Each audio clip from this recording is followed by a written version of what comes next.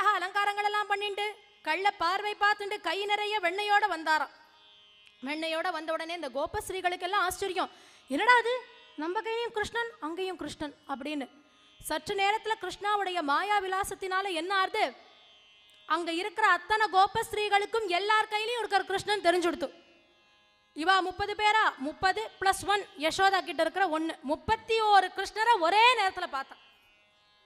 அத்தனை மாயா கிருஷ்ணனை அவ எல்லாரும் பார்த்தாளாம். பார்த்த உடனே ஆச்சரியம் தாங்கல, என்னது இது கிருஷ்ணர் இப்படி ஒரு மாய விலாசம் பண்ணிட்டு இருக்கான் அப்படின்னு நினைக்கும் பொழுது என்னாச்சுன்னார், க்ஷண மாத்திரை அத்தனை பேரும் மறைஞ்சு போயிட்டாலாம் ஒத்தரை தவிர.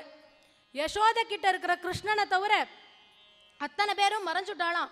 ஆஹா யசோதா, உன் பையன் இருக்கான் பாரு, சரியான ஜாலக்காரன், சாமானியப்பட்ட பையன் இல்ல. தாயே யசோதா உந்தனாயர் குல துதித்த மாயன் கோபால கிருஷ்ணன் செய்யும் ஜாலத்தை கேளாய். தாயே யசோதா உந்தனாயர் குல துதித்த மாயன் கோபால கிருஷ்ணன் செய்யும் ஜாலத்தை கேளாய்.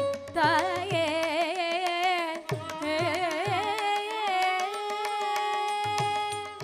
சொல்றாளாம், தாயே யசோதா உன் பையன் பண்ற ஜாலம் இருக்கு பாரு, மாயா ஜாலத்துக்கு பேர் போனவன்.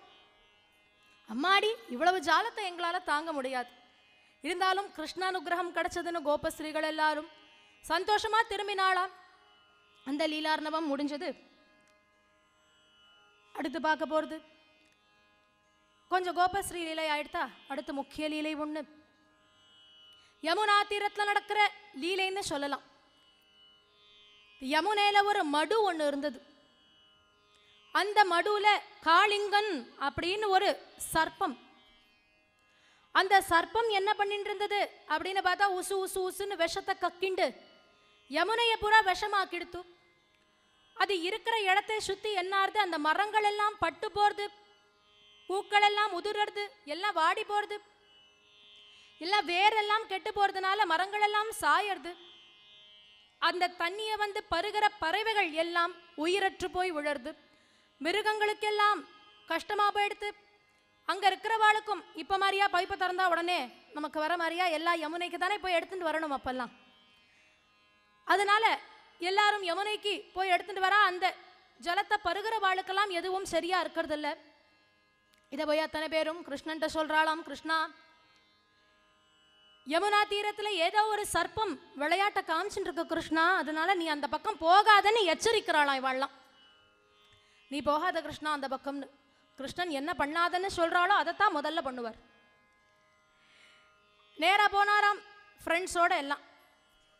அதாவது இந்த காலத்து குழந்தை மாதிரின்னு கூட வச்சுக்கலாம் கிருஷ்ணனை. நம்ம இது பண்ணாத அப்படின்னா அது அதைத்தான் பண்ணும். எல்லாம் கிருஷ்ணனை இன்ஸ்பிரேஷனாக எடுத்துட்டு அது பண்ணுறது. அப்படி கிருஷ்ணன் நண்பர்களை கூட்டிட்டு போனார். அன்னைக்கு பலராமனை விட்டுட்டார் ஆத்துல. ஏன்னார், பலராமன் ஆதிசேஷனாச்சே, அவரை வச்சுண்டு காளிங்கன் என்ன பண்ண முடியும்? அதனால ஆதிசேஷனை கூப்பிட்டு நீ ஆத்துல இருப்பா, நாங்கள் போயிட்டு பார்த்துக்கிறேன் எல்லாத்தையும் அப்படின்னு போனாராம். காளிங்க சர்ப்பம் ரமணக்க திவீபம் அப்படிங்கிற இடத்துல இருந்து அங்கே வந்திருக்கு.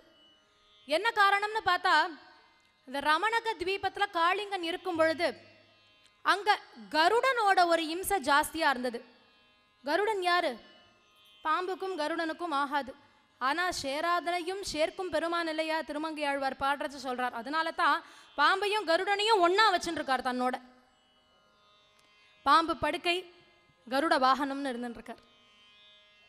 அப்படி கருடனுக்கும் இந்த காளிங்கன்கிற சர்ப்பத்துக்கும் மாறுதில்ல, ஒரே சண்டை.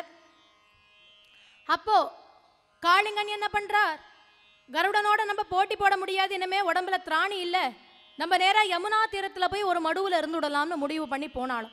என்ன காரணம்னா, பிருந்தாவனத்துக்கு வர முடியாதுன்னு கருடனுக்கு ஒரு சாபம். அந்த இடத்துக்கு வந்தா உயிர் போயிடும் கருடனுக்குன்னு ஒரு சாபம் கொடுத்துருக்கா. சௌபரி முனிவருங்கிறவர் சாபம் கொடுத்துருக்கார். அதனால கருடன் அங்கே வர முடியாது. அதனால நம்ம உயிர் வாழறதுக்கு இந்த இடம் தான் நமக்கு சரி அப்படின்னு அந்த விஷ சர்ப்பம் அங்கே வந்து இருந்துருக்கு. இதை சொன்ன உடனே கிருஷ்ணர் சிநேகிதர்களோடு அங்கே போனாராம். போயிட்டு என்ன பண்ணுறார், வேணுண்டே ஒரு பந்து விளையாடின்னு இருக்கார். அந்த பந்தை வேணுன்ட்டே காளிங்கன் மடு எங்கே இருக்கோ அதுக்கிட்ட விழற மாதிரி பண்ணினார். இந்த பந்தை போட்டுவிட்டு, டேய் பந்து விழுந்துடுத்துடா, நான் போய் எடுத்துன்னு வரேன் அப்ப சொல்ற அந்த பசங்கள்லாம், வாண்டாண்டா கிருஷ்ணா, அங்கதான் காளிங்கன் இருக்கான், காளிங்கன் மடு, போகாத போகாத, அவ்வளவுதான், உனக்கு ஏதாவது ஆயிடும் கிருஷ்ணா, வேண்டா வேண்டான்னார். அதெல்லாம் எனக்கு ஒன்றும் ஆகாதுடா, நீங்க பேசாதீங்க இருங்கோ அப்படின்னு என்ன பண்ணினார், விறுவிறுன்னு ஒரு மரத்து மேலே ஏறினார். மரத்துல இருந்து பொத்துன்னு குதிச்சாராம் யமுனைக்குள்ள.